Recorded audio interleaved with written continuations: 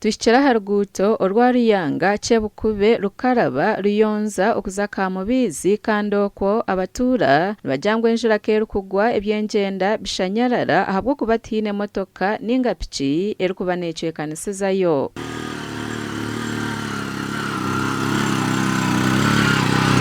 Kutukutunga kizibu nko muri yarwa ro mu cyaro mu mpaha enjura yegwire nkato ko robiri hati tukabona aho kurabya mu rwire kandi norebwe bikawa hwati tujya tukigenda bwegara byo kutwara abarwire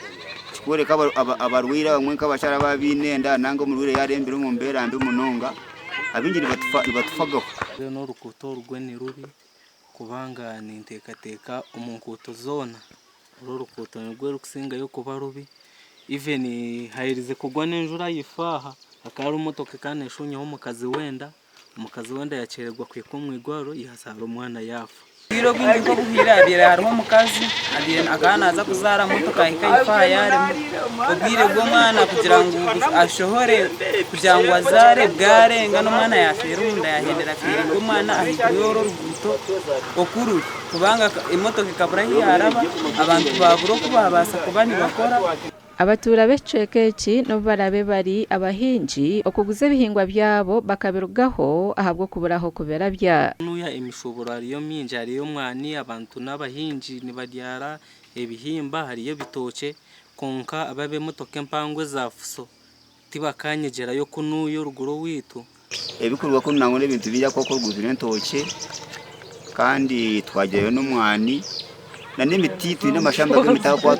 twafunde emotoka zo kwijeho zizigwa n'imiti tubagitwara baza kuzikora enko mu matawuni. Umukazi wanje we nkake nyine kana za kuzara twakira ruguto twashanga injure bwire tobora gukora umukazi yafaje uburugo nawo yinendo kazapfyebeza ni bakutwara sente nyinji ahabweshonga Enguuto. Omugandi abaturo muri Chehuna Ruyanga bekoriro Enguuto okubahwera okutambuza emisharuro yabo. Enguuto ekozirwe neya Chehuna kuzakazaho kandi babahwerirweho omunyambabazi obahire greda okora Enguuto ru.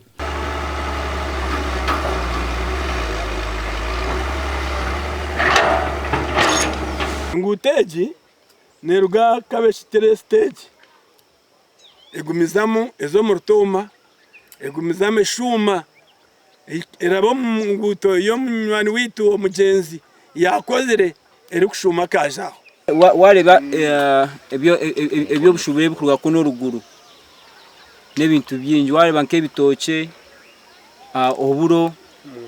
omwani n'abanyina bakwani bazo mu butare.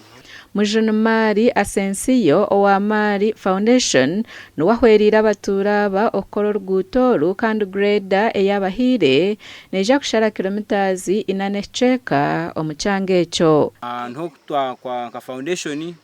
twafuna greda kugira ndi basa kubayambaho ahagumire rero handi kibo kubasa kwani bakayigura horobi babasegunza mbakora burungi bwansi tukaburaburamo habwo buhereza umuntu kabire narwara nk'abantu bakutura ko mu kibungo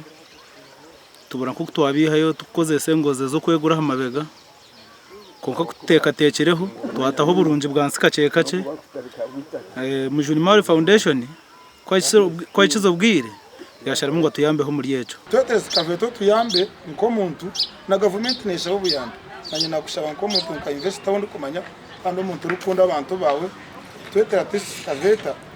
utabire gemya nyita kwasa kurabwa. Gashakwa Ruth Nuwamanya omuri Isingiro.